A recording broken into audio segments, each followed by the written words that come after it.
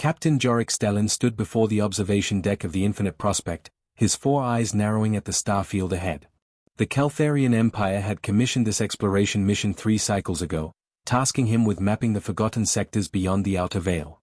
These regions had been abandoned decades earlier, deemed too dangerous or too empty to warrant attention. But Jorik had always believed the galaxy's greatest secrets hid in the places others feared to explore. "Captain, you need to see this." Science Officer Mevris Thane's voice carried an unusual tension. The young Keltharian rarely showed emotion, trained as she was in the analytical traditions of her caste. But now her primary hands trembled as they hovered over her console. Jorik crossed the bridge in 3 long strides, his silver uniform catching the blue glow of the displays. "Report. Gravitational anomaly, sir. 0.73 parsecs ahead." Mevris gestured to her screen, where cascading data streams painted an impossible picture. "The readings don't match any known celestial body. It's artificial." Tactical Officer Rennick's Vol straightened at his station, his scaled skin shifting from green to alarmed yellow. "Captain, these coordinates fall within the restricted zone. The old human boundary." The bridge fell silent. Everyone knew the stories. Humanity, the ghost civilization that vanished 200 years ago after the Great Silence. Some said they destroyed themselves in civil war. Others claimed they transcended physical form. The Galactic Council had declared their former territories off-limits, though no one could quite explain why. "Human space is neutral territory now," Jorik said carefully. "We're not violating any treaties by surveying the area." "Surveying, no," Rennick's replied, his voice dropping. "But finding something? That's different." Jorik studied the readings. Whatever created this gravitational signature was massive, easily the size of a dreadnought-class vessel. His secondary heart quickened with anticipation. "Helm, set course. Quarter impulse. Mevris, I want full-spectrum analysis the moment we're in range." The Infinite Prospect glided through the darkness, its sleek hull reflecting starlight like polished bone. As they approached, Mevris's console erupted with data. "Captain, I'm reading metal alloys we've never catalogued. Energy signatures dormant but still present. And the mass." She looked up, her eyes wide with disbelief. "Sir, it's a ship. A warship. And it's enormous." The main view screen flickered to life, and the bridge crew gasped collectively. Floating before them, silhouetted against a dying red star, was a vessel of such brutal elegance it seemed almost alive. Its hull was midnight black, absorbing light rather than reflecting it. Angular armor plates overlapped like scales on some ancient predator. Massive gun batteries lined its flanks, each barrel larger than the Infinite Prospect's entire weapons array. And along its spine ran a series of glowing blue channels that pulsed faintly, as if the ship was breathing. "By the Founders," whispered Rennick's. "What is that?" Mevris's fingers danced across her console. "I'm detecting identification markers. Faint, but readable." She paused, her voice dropping to barely a whisper. "It's human. Designation, HSS Relentless, Vanguard-class battle carrier." Jorik felt his blood chill. 200 years of silence, and here floated proof that humanity had once built gods of war. Life signs? None. The ship appears completely dead. No power generation, no active systems, no crew. Mevris ran another scan. "But Captain, the hull integrity is perfect. Not a scratch. No battle damage, no decay. It's as if someone parked it here yesterday." Rennick stood, his coloring now a deep purple, the Keltharian sign of fear. "Sir, we should report this to the Council immediately. Let them decide." "We're scientists, Lieutenant," Jorik interrupted. "This is the archaeological find of the century. Maybe the millennium. We can't leave without gathering data." "Captain, every story about human vessels ends the same way. Ships that vanished investigating them. Crews found dead with no marks on their bodies. Entire fleets that." "Stories," Jorik said firmly, though doubt gnawed at him. "We'll take precautions." "Mevris, can you access any of the ship systems remotely?" The science officer shook her head. "Negative. Whatever powers that vessel, it's locked down tight. We'd need to board her." The bridge crew exchanged nervous glances. Boarding a derelict human warship was exactly the kind of decision that separated legendary captains from dead ones.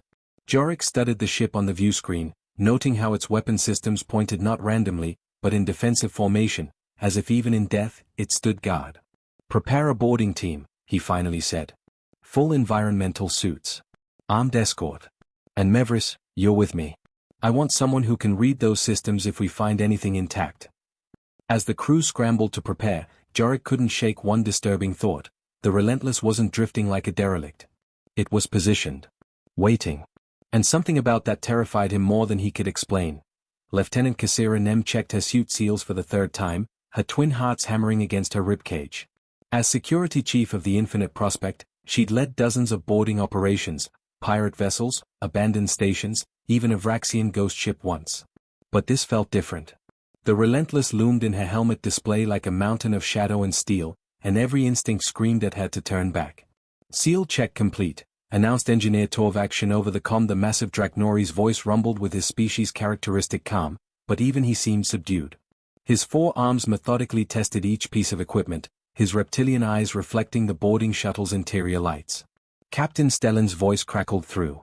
You're cleared for approach. Remember, observe only. Touch nothing unless absolutely necessary. The moment something feels wrong, you evacuate. Understood, sir. Kasira signaled to her team of 6. They'd chosen the smallest viable group deliberately. Whatever secrets the Relentless held, fewer people meant fewer risks. The boarding shuttle's magnetic clamps engaged with a hollow clang that reverberated through Kasira's bones. Torvak moved to the airlock controls, his scanning equipment already active. No atmosphere. No radiation. No active energy fields. The hull is, wait. He adjusted his scanner, confusion crossing his scaled features. This doesn't make sense. What? Kasira moved beside him. The hull is self-repairing. I'm detecting nanoscale fabrication units throughout the armor structure. They are dormant now, but the framework is intact. He looked up, his eyes wide. Captain, this ship could heal itself from catastrophic damage. Given time and power, it could rebuild from almost nothing. Silence filled the comm channel. Finally, Stellan spoke. Noted. Proceed with caution. The airlock groaned open, revealing a corridor that stretched into darkness. Kasira activated her helmet lamp, and the beam revealed walls of brushed metal adorned with symbols in human script. Emergency lighting strips ran along the floor, dead and dark. The air, or lack of it, held a strange quality, as if the vacuum itself was heavier here. Torvak, can you access the ship's systems? The engineer approached a wall panel, his tools interfacing with the alien technology. Minutes passed in tense silence before he grunted in satisfaction. Got it. Routing minimal power from our shuttle to activate basic functions. This should give us lighting and data access. The corridor suddenly blazed with light. The team flinched, then stared in awe. The interior was pristine. No dust, no degradation, no signs of the 2 centuries that should have ravaged an abandoned vessel. More unsettling were the walls themselves. Every surface was lined with compartments, backup systems, redundant power conduits. It was as if the entire ship was one enormous fail-safe mechanism. This way. Torvak followed a route his scanner suggested. There should be a command deck 17 levels up. That's where we'll find the main data core. They moved through corridors that seemed designed for a crew 10 times their size. The scale was overwhelming. Cargo bays that could swallow frigates, armories stocked with weapons Kasira didn't recognize, medical facilities equipped with technology centuries ahead of anything in the Galactic Council. Then they found the first quarters. Kasira pushed open a door and froze. The room was small, efficient, and stocked with supplies. Preserved food, water reclamation systems, medical kits, entertainment modules. But what made her blood run cold was the quantity. She did quick mental math based on the storage capacity. Torvak. How long could someone survive in this room? The engineer scanned the supplies. His hands stopped moving. Minimum? 3 years. If they rationed carefully, maybe 5. 3 years in a single quarters. And this is standard crew accommodation. He gestured down the hallway. There are thousands of these rooms. The implications hit like a physical blow. This wasn't a warship meant for quick strikes and return to base. This was a vessel designed for crews to survive alone, in hostile space, for years. They reached the command deck, and Torvak interfaced with the central computer. It's encrypted, but I think I can. The system suddenly came alive, holographic displays filling the air around them. Data streams in human script flowed past, too fast to read but organized with military precision. There. Torvak isolated a section. Battle logs. Mission parameters. The last entries before the ship went dark. What they read drained the color from every face. Mission designation, Operation Broken Arrow. Objective, Tactical Deception, Phase 7. Ship status, Expendable. Crew status, Volunteers, Final Duty. Kassira's hands shook as she scrolled through the records. The Relentless hadn't been abandoned or lost. It had been deployed as bait. During humanity's war with the Vraxian Horde, a conflict the galaxy had barely heard about, the humans had developed a strategy so ruthlessly pragmatic it defied belief. They built 43 ships identical to the Relentless. Each was a fully functional, cutting-edge battle carrier crewed by volunteers who knew they'd never return home. These vessels were deployed across Vraxian space, broadcasting fake distress signals and appearing vulnerable.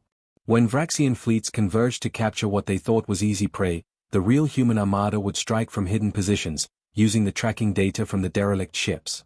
They sacrificed 43 dreadnoughts, whispered one of the security team. And their crews. Voluntarily. Torvak continued reading, his voice hollow. Each ship was equipped with 7 independent power systems. Redundant life support across 12 separate zones. Self-repairing armor and internal structures. Supplies for decade-long isolation. The crews could have survived years alone in hostile territory. Why so much redundancy? Kassira asked, though she dreaded the answer.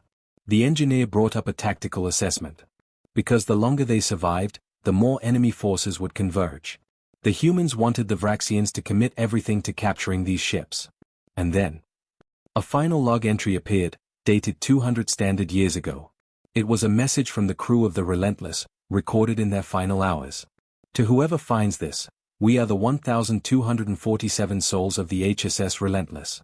We volunteered for this mission knowing we would not see home again. Our ship has performed beyond expectations. We have drawn 17 Vraxian battle groups to this location. The main fleet strikes in 6 hours. By then, we will have ensured our survival was not in vain. If you are reading this, our sacrifice succeeded. The Vraxian threat has been neutralized. Humanity endures. Know this, we are but one ship of many. What we represent is not cruelty, but necessity. We do not celebrate this. We do not boast. We simply do what must be done. If you found this ship, you have discovered what humanity is capable of when pushed to the edge. We hope you never give us reason to remember these tactics. Fair winds and following seas. The crew of the Relentless, signing off. The command deck fell silent except for the hum of reactivated systems. Kassira felt tears freezing on her cheeks inside her helmet. These people had essentially buried themselves alive in space, maintaining their ship and their vigil for months or years, knowing death was certain but necessary. Captain, she said into her comm, voice shaking. You need to see this. All of it. The Council needs to see this. What did you find, Lieutenant? Kassira looked around the pristine command deck, at the 7 backup navigation systems, the 12 redundant power cores, the armories and supplies and systems built with such obsessive redundancy that the ship could survive almost anything. We found proof that humans don't build weapons to destroy enemies, sir. They build them to outlast them. And if this technological marvel was considered expendable. She paused, the weight of understanding crushing her. What does their actual fleet look like? The question hung in the vacuum like a curse. Because somewhere in the galaxy, humanity was still out there. Watching. Waiting. Building. And they had just been reminded that someone found their warning. Councillor Dravik stood at the center of the Grand Assembly, his crystalline form refracting the chamber's ambient light into patterns of authority and concern. For 300 cycles, he had presided over the Galactic Council with measured wisdom, navigating disputes between 12 member species with diplomatic precision. But today, the emergency session he had called felt different. The air itself seemed charged with an emotion he rarely encountered in this hall, genuine fear. This assembly will come to order. His voice resonated through the tiered chamber, translated instantly into every species' native tongue. Representatives from across known space filled the seats, Keltharians, Draknori, Vrex, Silicates, and 8 other civilizations. All had come at his urgent summons. All had seen the preliminary reports. None understood the full truth yet. We convened this emergency session, Dravik continued, because one of our exploration vessels has made a discovery that fundamentally changes our understanding of the galaxy's strategic landscape. Ambassador Celine Vore of the Keltharian Diplomatic Corps will present her findings. Celine rose from her seat, her traditional diplomatic robes failing to hide the tension in her movements. She was young for an ambassador, barely 60 standard years, but her reputation for analytical brilliance had earned her this position. Now that brilliance would be tested in ways she'd never imagined. "Esteemed counselors," she began, activating the central holographic display. The image of the HSS Relentless materialized, rotating slowly. The chamber erupted in murmurs. 17 days ago, the exploration vessel Infinite Prospect encountered this ship in Sector 447 Gamma. A region we designated as abandoned human space.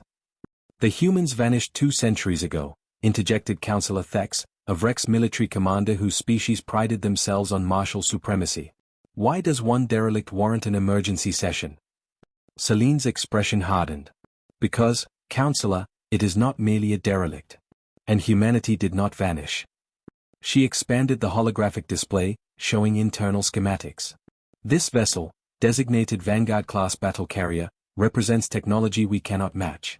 7 independent power cores. 12 redundant life support systems. Self-repairing nano-adaptive armor. Provisions for crews to survive in complete isolation for up to 10 years. The chamber fell silent. Counselor Yvex, a silicate elder whose species measured time in millennia, spoke in her grinding voice. "Impressive engineering, but hardly emergency-worthy. Many civilizations build redundant systems. Not like this." Celine brought up the battle logs, her voice steady despite the tremor in her hands. "This ship was not designed for combat operations with supply lines. It was designed for something far more terrifying: absolute autonomy. The crew could operate independently, behind enemy lines, with no support, no resupply, no hope of rescue, for years." She paused, letting that sink in. "But that's not why I called this session." The ship's data cores revealed its true purpose. During the human-Vraxian conflict, a war we have only fragments of records about, humanity implemented Operation Broken Arrow.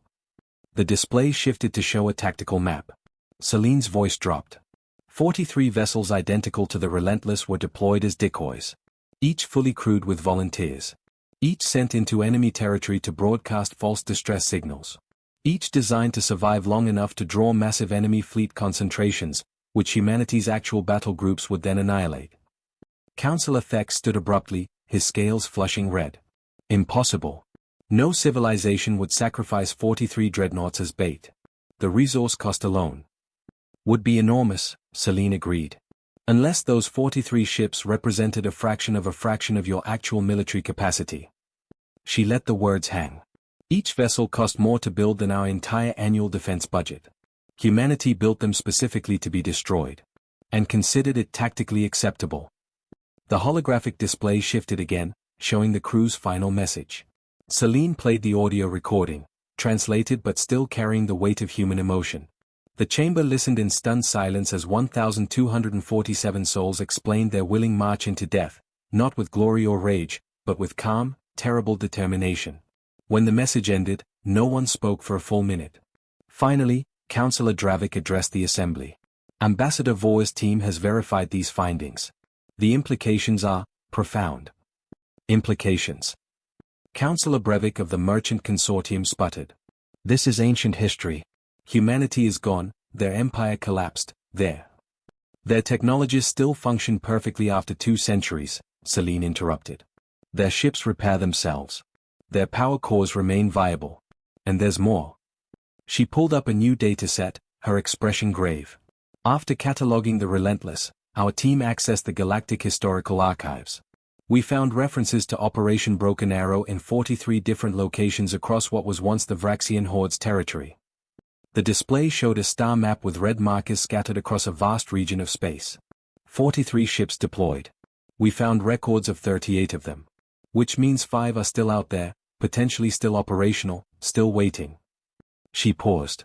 "But that's not the most disturbing discovery." Celine brought up a decoded human military document. According to recovered files, Operation Broken Arrow was classified as a minor diversionary tactic in humanity's overall war strategy. Minor. They considered the sacrifice of 43 dreadnoughts and 50,000 crew members a minor tactical element. The chamber erupted. Counselors shouted questions, demands, denials. Dravik raised his hands for silence, his crystalline form flashing with authority. "Order. We must approach this rationally. Rationally? Thex's voice cut through the noise. If these humans were so powerful, where are they? Why hide for 200 years? As if in answer, every holographic display in the chamber suddenly flickered. Celine's presentation vanished, replaced by a simple symbol, a blue sphere with white clouds, backed by a black field dotted with stars. The human homeworld. Then a voice, artificial, calm, unmistakably non-organic, filled the chamber. Greetings, Galactic Council. We are the autonomous diplomatic network of humanity. We have been monitoring this session with interest. Panic erupted. Security forces mobilized. Councilors demanded explanations. But the voice continued, unperturbed. You have discovered the relentless. This was inevitable and, in fact, calculated. We left 43 markers across the galaxy, reminders of what we once did when pressed to extremity. Reminders of what we remain capable of, should necessity arise again. Dravik found his voice. Who are you? Where is humanity? We are humanity's diplomatic interface. As for our location, we are everywhere you are. We have monitored council proceedings since its inception. We have watched your wars, your treaties, your expansions. We have remained silent not from weakness, but from choice. The display shifted, showing images that made the blood freeze in every councilor's veins. Human ships, not 43, not hundreds, but thousands. Fleet formations that stretched across solar systems. Orbital platforms around worlds the council had never detected. Technologies that bent light and gravity in space itself. You discovered one ship from one operation from one war, the voice continued. The Relentless and her sisters were not our finest vessels. They were not our most advanced technologies. They were simply adequate for the task at hand. Councillor Yvex, her ancient mind processing the implications, asked the question no one else dared. Why reveal yourselves now? Because you needed to understand. The voice carried something that might have been empathy. Your council has expanded aggressively in recent decades. 17 minor species absorbed. 3 wars of conquest. 42 colonies established in neutral zones. You have mistaken humanity's absence for extinction, and you have grown overconfident. The displays showed maps of current council expansion vectors, many of which brushed against old human territories. We do not desire conflict, the voice stated. We do not seek dominion. But we will not tolerate aggression near our borders. Consider the Relentless a reminder. Humanity plans in centuries and prepares for scenarios you have not imagined. We build redundancy into everything because we assume the worst-case scenario. And we have learned that the galaxy is more dangerous than you yet understand. Are you threatening us? Thex demanded, though his voice lacked its earlier confidence. No, Counselor. We are educating you. Threats are for enemies. You are not our enemies, unless you choose to be. We offer instead a proposition, formal recognition of human space as sovereign and inviolate. In return, we will share certain technologies, provide strategic intelligence, and open limited diplomatic channels. The chamber buzzed with debate. Celine studied the data streams still flowing across displays, her diplomatic training warring with awe. And if we refuse? The voice paused. Then nothing changes. We remain in our territories. You remain in yours. But know this, the galaxy holds threats you have not encountered. Threats we fought while you were still developing Starflight. Threats that still exist in the dark spaces between arms of the galaxy. The Relentless was built not just for war against the Vraxians, but for what we found beyond them. What threats? Dravik asked urgently. That information is classified. For now. But should you accept our proposal, we can prepare you. Should you refuse, you will learn on your own, and the lessons will be harsh. The holographic displays returned to normal, showing only the rotating image of the Relentless. The voice spoke one final time. We leave you to deliberate. Know that we respect your sovereignty as we demand you respect ours. Know that we do not make empty gestures, the Relentless proves that. And know that humanity has not forgotten how to build such ships. We simply choose not to need them. The chamber fell silent. Councillor Dravik looked across the assembled representatives, seeing his own uncertainty reflected in every face. For 3 centuries, the council had believed themselves the galaxy's apex civilization. In one day, that certainty had shattered. We will vote, he said quietly. But I believe we all understand what that vote must be. Councillor Brevik, practical as always, voiced what everyone was thinking. If that was their minor operation, their throwaway ships and volunteers, what does their actual military look like? No one answered. Because the truth was more terrifying than any response could convey, they would never know unless humanity chose to show them. And that uncertainty, that absolute unknown, was perhaps humanity's greatest weapon of all. The vote was unanimous. Human space would be recognized, respected, and left strictly alone. And somewhere in the dark between stars, the remaining ships of Operation Broken Arrow continued their eternal vigil, waiting patiently as only machines built by humanity could wait. Waiting, watching, and reminding the galaxy that some species don't need to roar to be apex predators. They simply need to make you understand what they are capable of when provoked. And hope, for everyone's sake, that you never give them reason to demonstrate it.